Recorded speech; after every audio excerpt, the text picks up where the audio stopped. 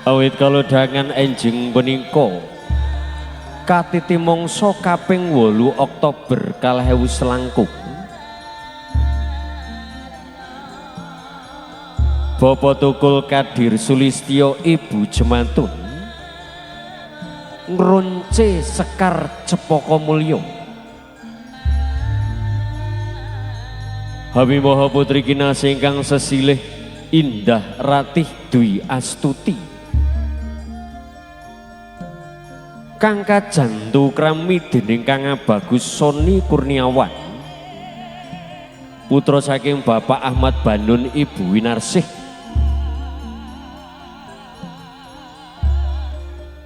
mugi tata cara ingkang sampun karantam karacik dening Hamengku Gati awitan tengahan dugi pungkasanipun kalis ing rubeda nir ing sambikala.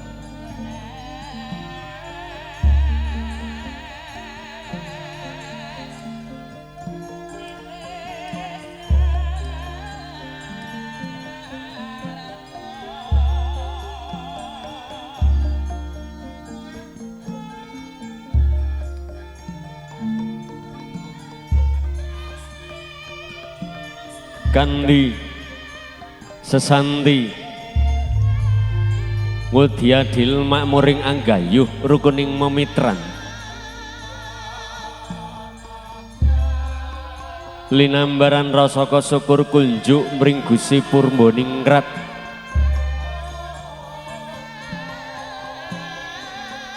la ing kono ana siyasa adiluhung kauban witing parijata pradapaning kayu manis menes manis rerengganing siyasa aninggih wong boten sanes sempanti wiwaha ya sasana sing asana adi ingkang kasebat dampar dento palengganing Sang Ratu Sadalu nata sadina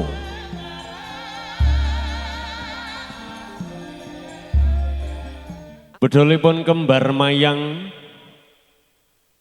minangka syarat sarana dhauping panganten kekalih kembar mayang kang awujud Kalpataru Sekar Dewa Daru Wijaya Daru kayune purwa sejati kang kinarya asirat embun lan udan pangira kiblat papat loh surya lan tengsu oyote bayu bajra binedha saking Hamengku Gati inggih Bapak Tukul Kadir Sulistyo Twin Ibu Jemantun mugia dhauping panganten kekalih tebih bebaya tebih momolo manjing kamulyan binangka syarat sarana dhauping panganten kekalih bedhaling kembar mayang sapunika sampun kasamaptaken para paran sampun siaga ubo rampe sampun satata dhauping panganten kekalih kapurwakan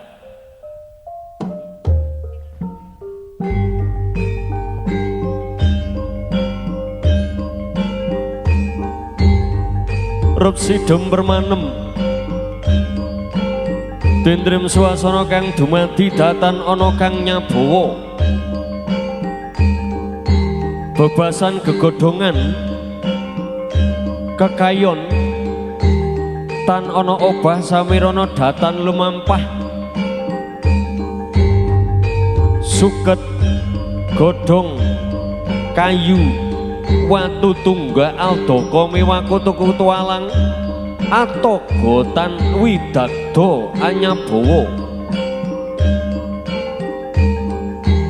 lampah Sri panganten kekalih sampun wonten ing sasana dawuh tata cara kalajengaken inggih sapunika lung tinampen wonten ing aben kajeng ingkang sampun kapiji pasrahipun panganten kakung sapunika dhumateng Bapak Parman ingkang atur panampi menika samangke ingkang kapiji Bapak Budi Utomo sampun siaga satoto tata cara kalejaken pasrahipun pinanganten kakung minangka wot lumaraping atur Bapak Ahmad Banun Ibu Winarsih ingkang sampun kapiji Bapak Parman kasumagaken.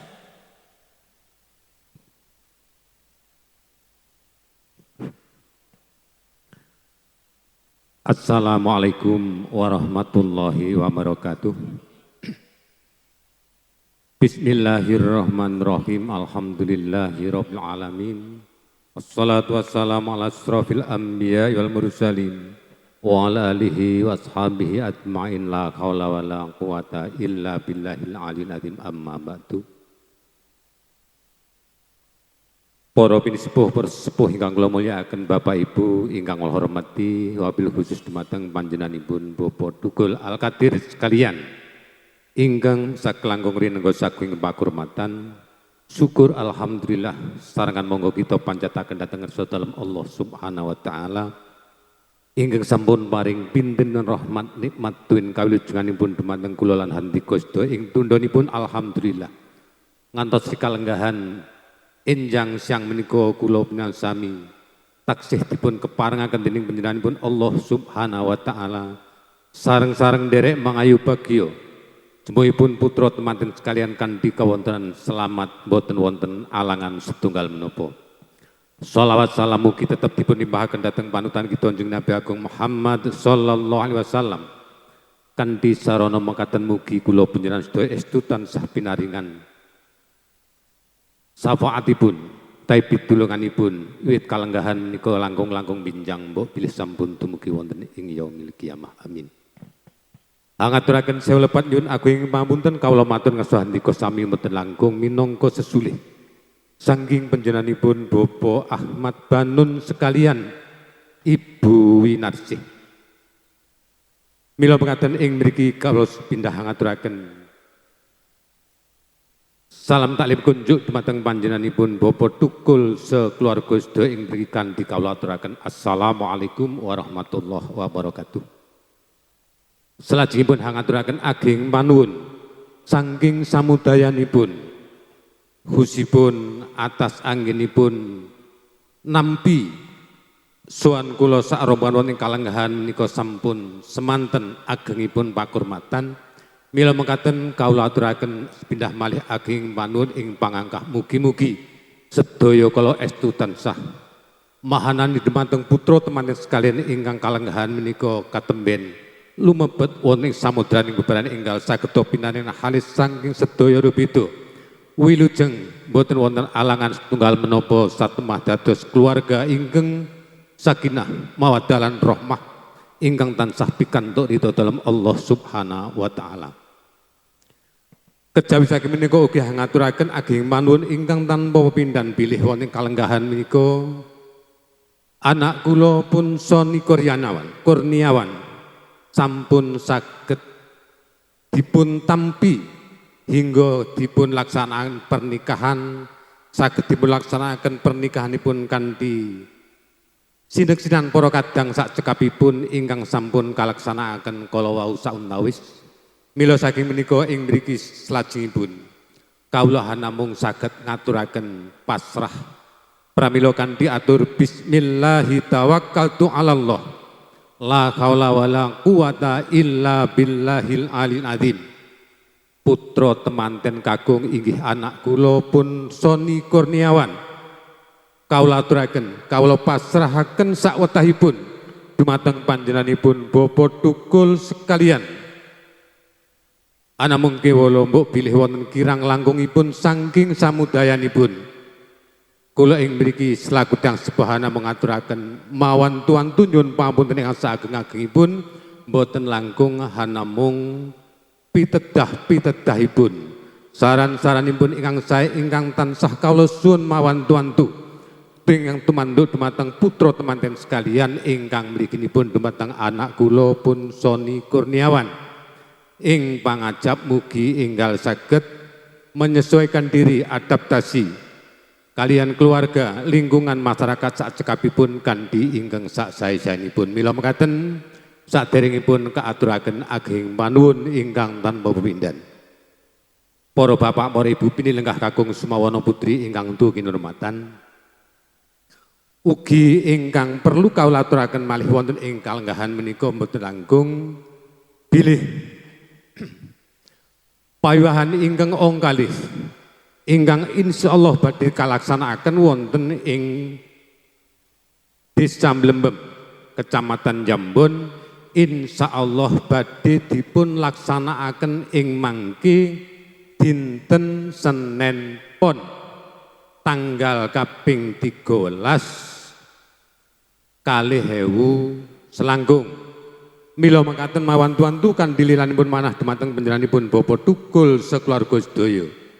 Mugia kersa hanglarapaken putra temanten sekalian ingkang sinarengan para kadang sak cekapipun dumateng Desa Mlembem, Kecamatan Jambon, inggih dalemipun Bapak Banun sekalian Ibu Winarsih ing pangangkah hanetepi menapa ing dados padatan yang sampun lumampah utawi bilih putra temanten sekalian sampun ndungkap sepekenipun.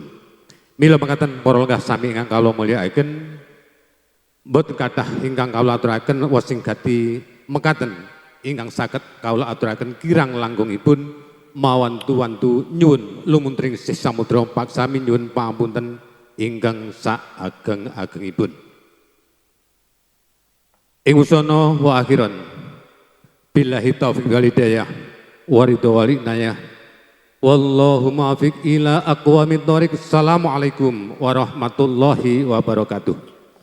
Dumateng ingkang sampun kapiji tali asih minangka sih kekadangan keluarga agung Bapak Ahmad Banun Ibu Winarsih lan ugi Bapak Tukul Kadir Sulistyo Ibu Jemantun dipun kasembadani saking Gusti Ingkang Maha Wilasa.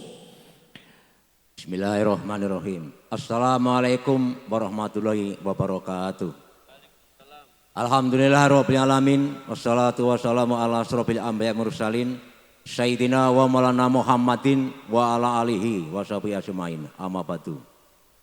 Para pemuda sepuh saha bini sepuh ingkang kebak pono pamas lebdo ing pitutur ingkang tansah kula hormati.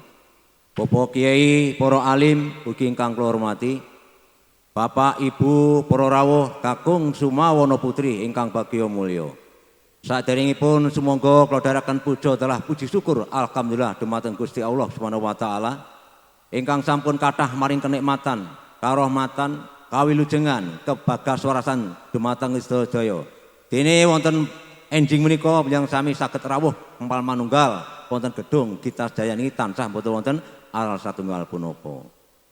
Shalawatu wassalamu tekatur kalipano dumateng junjungan kita Nabi Agung Muhammad sallallahu alaihi wasallam ingkang kita tenggo-tenggo sapaten pitulunganipun benjing wonten alam yaumil kiamah. Para mulya sami, kula minangka talanging basa aja ngatur ingkang hameku gati. Sepindah ngaturaken wilujeng rawuh dumateng panjenengan sedaya sekecakno nggih lenggahan kanthi minunggan suka mari suka ngantos dumugi sak paripurnanipun acara punika. Ugi matur agung panuwun ingkang tanpa pindhan dene panjenengan sampun kersa angrawuhi undangan kula. Rawuh panjenengan ndadosaken bombong mongkok bingahipun manah anggenipun Bapak Tukul Akadir Agung Hajat Darman Sepah inggih menika putrinipun sampun kawengku satunggalipun putra nggih putrin Pak Tukul ingkang nami Indah sampun kawengku satunggaling priya saking dukuh nggih dukuh Desa Mlembem inggih Mas Soni Kurniawan putra Bapak Ahmad Banun sekalian. Wosing gati panjenengan rawuh menten iki kasuwun panjuru donga. Mugi-mugi manten sekalian kala wau enggal-enggal atut runtut dumuni kaken-kaken landenen selaminipun syukur enggal pikantuk ngomongan ingkang saleh lan salehah. Ugi matur suwun dumateng sanak kadang mitra tangga tepalih ingkang sampun paring pambiyantu arupi napa kemawon boten saged kula matur tunggal perusahaan mugi-mugi dadosaken amal ingkang sae. Salajengipun nyuwun pangapunten ingkang kathah, mbok bilih anggen kula nampi rawuh panjenengan kirang samudayanipun napa bau saha napa panjenengan sampun ngarto piyambak sejatosipun anggung rancak sampun dangu ananging dados kados mekaten.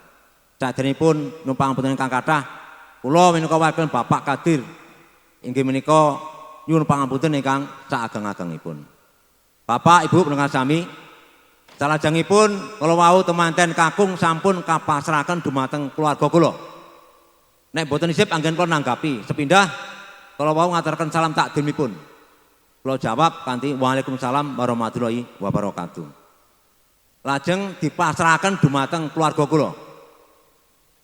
Bismillahirrahmanirrahim. Alhamdulillah kula tampi kanthi leganing manah. Mboten kula beten mboten kados putra sanes, kula anggap putra piyambak. Awit kados menapa menika suatu ikatan batin yang sangat kuat. Lajeng bab panggula mentah. Panggula mentah niki nggih pripun nggih. Kula nggih sak gaduh-gaduh kula utaminipun kula wonten lingkungan nggih cangkup awit wonten menapa misake temanten baru biasa pengantun nggih menika. Ingkang pungkasan badhe nyuwun pamit awrat sakjane. Mbok bilih mengke sampun cekap paripurna kula namung ngaturaken sugeng tindak sugeng kundur. Rumangsah saking dalam mriki utawi saking gedung mriki mugi-mugi panjenengan tansah rahayu mboten wonten alangan satunggal punapa. Mekaten Bapak Ibu ingkang saged kula aturaken mbok bilih wonten kirang langkung kula matur awit kula nggih titah sawantah manungsa lumrah kathah luput lan salah nyuwun pangapunten ingkang saageng-agengipun. Mekaten akhirul salam wassalamualaikum warahmatullahi wabarakatuh. Waalaikumsalam warahmatullahi wabarakatuh. Jangkep pitata cara berkah pangestu hastungkara dumateng Bapak Badri kasumagaken. Assalamualaikum warahmatullahi wabarakatuh. Allahumma salli ala sayyidina Muhammad wa ala ali sayyidina Muhammad sayyidil awwalin wal akhirin wa sallim radhiyallahu tabarakam li sadatina ashabi Rasulillah ajma'in walhamdulillahi rabbil alamin. Hamdan naimin, hamdan syakirin, hamdan yafi ni'amahu yukafi umasidah ya Rabbana lakal hamdu kama yanbaghi li jalali wajhika 'azimi sultanik. Ya awalal awalin, ya akhirul akhirin, ya dal quwatil matin, ya rahimal masakin, ya arhamar rahimin. Ya Hayyu Ya Qayyum bi rahmatika nastaghis aslih lana su'unana kullaha wa la takilna busina tarfat ainin innaka in takilna busina takilna dhafin wa khatatin walakin bi rahmatika ya arhamar rahimin. Barakallahu laka wa baraka alayka wa jama'a bainakuma fi khair. Rabbana atina fid dunya hasanah wa fil akhirati hasanah wa qina adzabannar. Wa sallallahu ala sayyidina Muhammadin subhana rabbika rabbil izzati amma yasifun wa salamun alal mursalin walhamdulillahi rabbil alamin. Wassalamualaikum warahmatullahi wabarakatuh. Waalaikumsalam warahmatullahi wabarakatuh. Apa to piranti panggih? Piranti panggih dumadi saking pasangan. Sanadyan pasangan dudu sawaneng pasangan, nanging tuhu pinilih pasangan mesa ya pasangan kebu kang linambaran reng pisang rasa sejati. Kandhi nyuwun sih wilasaning Gusti ingkang murbing dumadi dupi wis katampu ing pandulu catur netra kumlawe astane penganten putri hambalang gantal dateng penganten kakung ingkang winasan gondang kasih sempatan ugi penganten kakung gumanti hambalang gondang tutur dumateng kang garwa putri kinasih. Sang saya caket lampah Sri penganten sarimbit anyeketi kendhoga kencana isi tirta wening. Sigra anjengku Sri penganten kakung amecah antiga. Sigra winijan dening Sri penganten putri pratandha tan ana kang pantes hangayomi anenuntun keblating panembah pring Gusti kajawi sang binagus.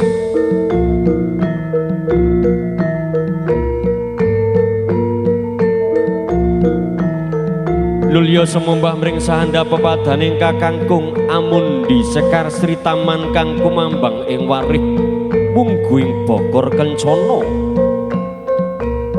kinarya mijing pepadaning sang Bagus Soni Kurniawan ing pangajap mugi antuk sang Bagus Deni Raja mangkah tansah nyandung sekar cepaka mulya sawakul gedene satemah wimbuh hayom hayem ana kendhaga kencana isi tirta wening paweninganing kautaman katingal kambang kumambang tripuspita warna awit saking kandel melati sarta mawar kandel kemandeling katresnan panganten putri melati awit saking kedaling lati Sri penganten kakung mawar arum mangambar gandane ing donya temeking delahan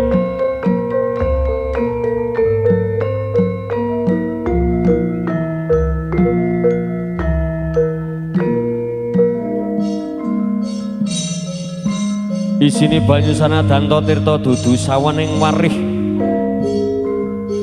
tuhu banyu kang asale saka kali tempuran paranto ginanipun kinarya anyembuh dumateng Sri Atmaja penganten kekalih ing pangajap mugi Sri Atmaja tansah nengenaken ing reh weninging kawicaksanan kadya wening tirta kang mungging gocap kacarita kadiwis katarima pamnedha paminta sang Atmaja panganten sarimbit katite ana gandha arum ngambar mudhar wewangi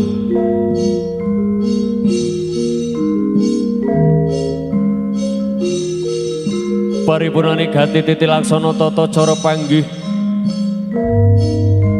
lajeng jajar sumanding kekaten asta datan ginggang sarambut pinara sasra sarwi sinengep sindur awani rekta dening Rama lan Ibu ing pangajap pinanganten kekalih tinuntun ing rehing kautamen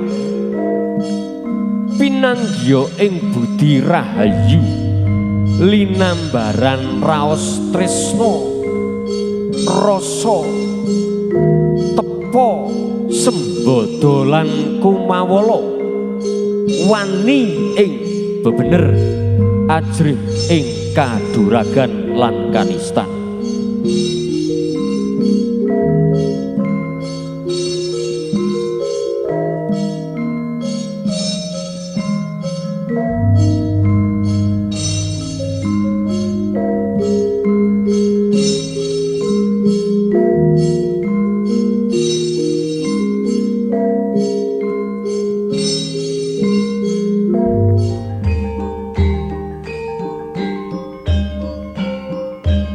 kanthi jejawat asta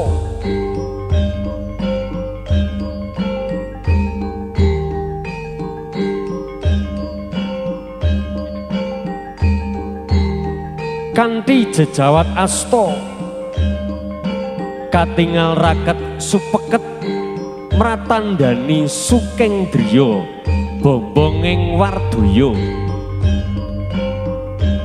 mugi sih kekadangan keluarga agung Bapak Tukul Kadir Sulistyo Ibu Jemantun lan ugi Bapak Ahmad Banun Ibu Winarsih piyanto berkah saking Gusti Kang Maha Wilasa berkahipun dhateng panganten kekalih Nimas Ayu Indah Ratih Dwi Astuti kaliyan Kang Bagus Soni Kurniawan Purno daya-daya pinarak lenggah satata wonten tawing kanan ugi tawing kiwa pinganten kekalih lan ugi nderek mangayu bagya sedaya rahipun panderek panganten saking keluarga agung Bapak Ahmad Banun Ibu Winarsih kasumanggaaken pinarak lenggah wonten tawing kanan ugi tawing kira panganten kekalih Jumeneng panganten kekalih pangelala sing dhuwung pratandha yen to badhe marak sowan panganten kekaling pepadane Rama lan Ibu tan kena ngasta dhuwung.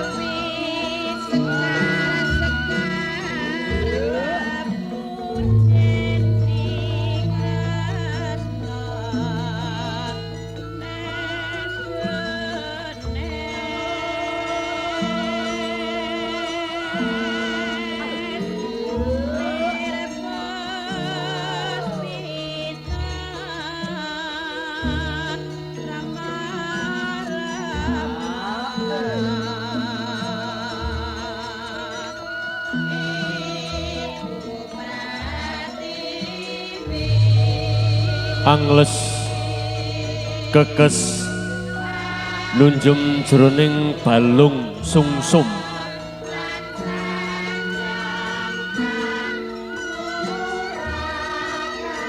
lerek saking dampar palenggahan penganten sakloron andadap anuraga sumungkem ring sahandap risang Rama lan Ibu.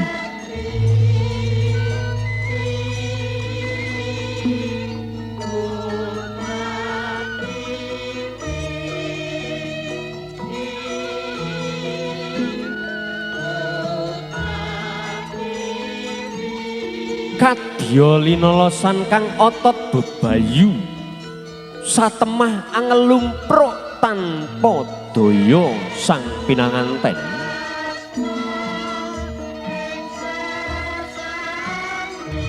Ananging bawane wiwit timur anggung ginunggung winelek ing reh pepoyaning kautamen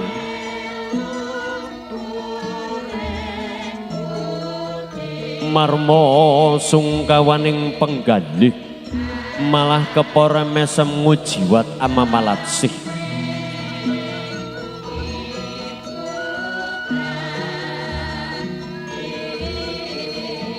Dawuh saking Rama lan Ibu pindho jejering jimat paripih kacancang pucuk ing rikma pinedhe ing pranaja sumusuk ing sanubari.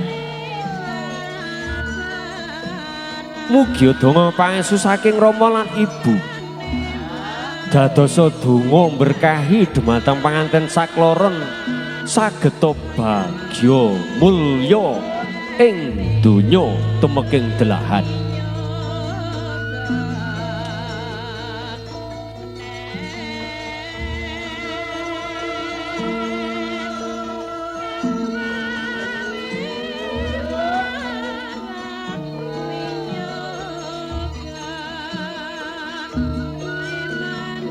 Kalajengaken sembah pangabekten panganten putri dumateng panganten kakung wujuding tondo bekti rasa tresna asih tresna sejati sabaya mukti sabaya pati mat sinamatan sayek sayaka kapti manunggal nyawiji tansela ing janji.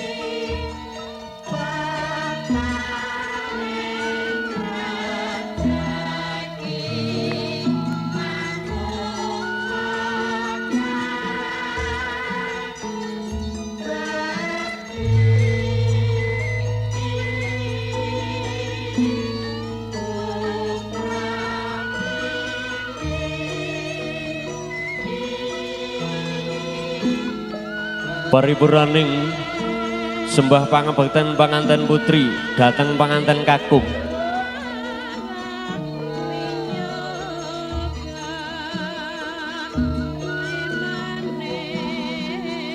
Daya-daya panganten kakung jumeneng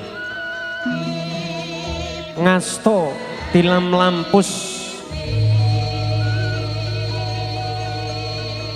kawistara Sriat Mojo panganten kakung jumeneng ngasta tilam lampus kang isiwa swiji palawija arta receh kacang kawak dele kawak beras kawak kasuntak pangkon ingkang garwa winadahan sindur awarni rekta lan seta minangka tanggel jawab sandang tanggel jawab boga minangka garwa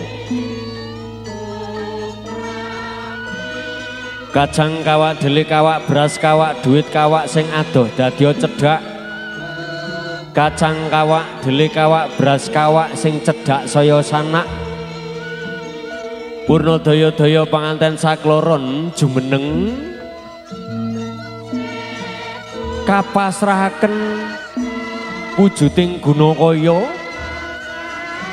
kacaosaken utawi katitipaken dumateng Rama lan Ibu mligi dumateng Ibu ing pangajap nyuwun idi palilah pangestu minangka wanodya ingkang dipun pinitados anggenya pados pangapa buga mangetan mangulon mangalor mangidul mugia tansah berkah maturah kathah syukur alhamdulillah saged minggah kaji wonten Mekah Al Mukarramah amin ya rabbal alamin.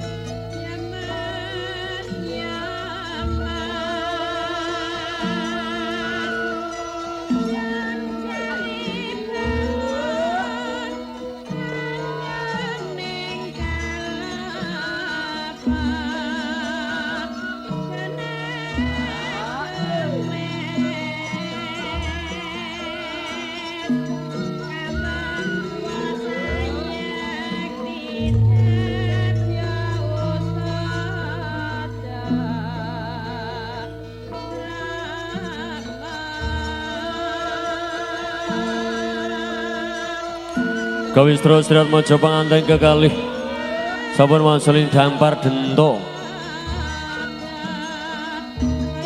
arsa nindakaken dahar kembul dedulangan dahar kembul dedulangan wujuding skul punar skul ingkang awarna jenar kapai sendah minangka sarana dedulangan sarwa sarwi lawuh ati antep pralambang mateping nala anggenya samya palakrama ingkang winasan skul mancarasa wonten raos manis asin pahit kecut lan pedes pralambang wonten ing madyaning jagat padang sakmangke panganten kekalih sageta anggaduh sifat lena lara lopo bungah kelawan susah.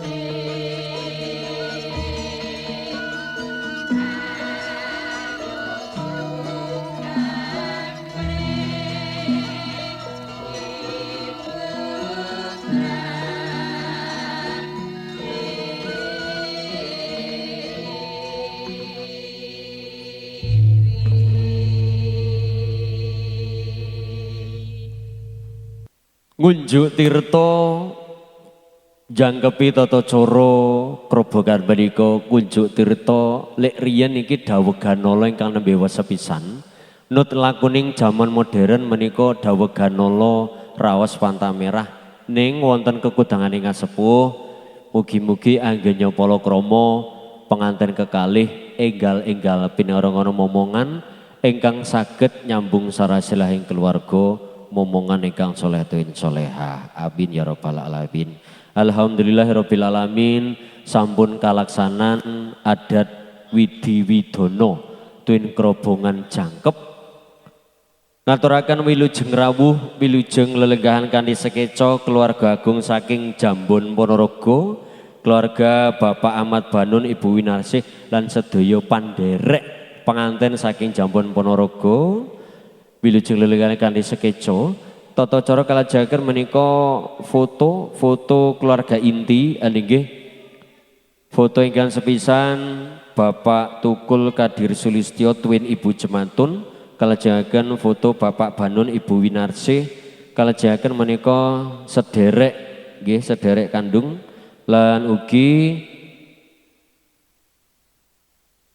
sedaya para tamu sapunika saged anggrapi pasugatan soto Betawi nggih monggo menika sedaya keluarga saged anggrapi pasugatan soto Betawi purna menika mangke pengantin kekalih badhe lukir busana kasatriyan. Makaten nggih. Dados monggo anggrahapi rumiyin soto Betawi nggih. Nggih anggrahapi rumiyin menika soto Betawi kasumanggaken, kasamaptaken lan ugi samangke purna niki pengantin kekalih badhe lukir busana kasatriyan. Monggo niki saking sederek kandung mbok bilih foto kasepanggaken monggo. Wilujeng lelenggahan kanthi sekeca purna niki pengantin kekalih badhe lukir busana kasatriyan. Makaten nggih.